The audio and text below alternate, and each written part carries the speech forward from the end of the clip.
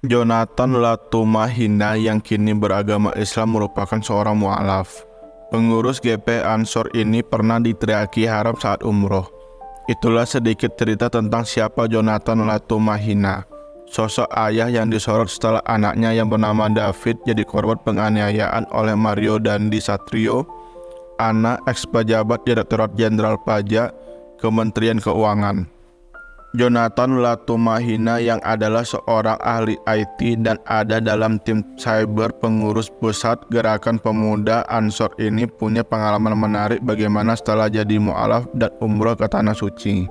GP Ansor merupakan salah satu badan otonom Nahdlatul Ulama yang bergerak di bidang kepemudaan dan kemasyarakatan. Jonathan mengaku ia pernah diteriaki haram di Mekah ketika sedang umroh karena keberadaan tatonya. Jonathan Latumahina memang memiliki beberapa tato di bagian tubuh, seperti di leher dan tangannya. Kejadian dalam kisah ini terjadi pada tahun 2018.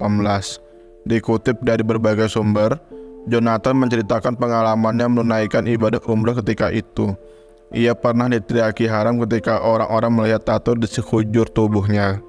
Ada suatu kejadian saat selesai tahallul, Jonathan ngopi di lorong bawah Zamzam Tower. Saat itu, kata dia, ada anak kecil yang melihatnya dan menunjuk sambil teriak, "Haram, haram, haram." Bayangkan, di Tanah Suci dan diharam-haramkan karena tato dan dilihat ribuan orang. Saya takut, tidak sama sekali, kata Jonathan. Dia malah terharu melihat sahabat-sahabat Ansor yang menjaganya, membarikade dan menghardik orang yang mengharam-haramkan dirinya yang bertato. Tidak berhenti sampai di situ. Pada suatu pagi setelah sholat subuh, Jonathan membeli es krim. Penjual es krim itu juga ngatain, "Haram, haram." Dan benteng saya langsung bereaksi dengan menegur orang tersebut dengan bahasa Inggris campur Arab dikit menjelaskan ke kang es krim itu.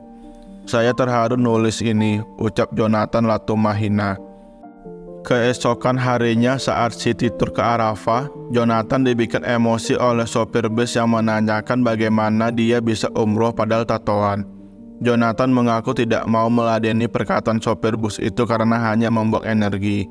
Namun rekannya dari Ansor yang turun tangan. Mereka mengomeli sopir bus tersebut dengan menjelaskan mengenai niat ibadah dan tato. Setelah mendapatkan penjelasan mengenai tato itu, sopir itu malah mendoakan Jonathan masuk surga. David Ozora yang merupakan anak dari Jonathan Latumahina juga ikut mu'alaf. Kisah David sudah pernah kita bahas. Langsung tonton ya. Jangan lupa subscribe dan share ke teman kamu agar dapat manfaat yang sama.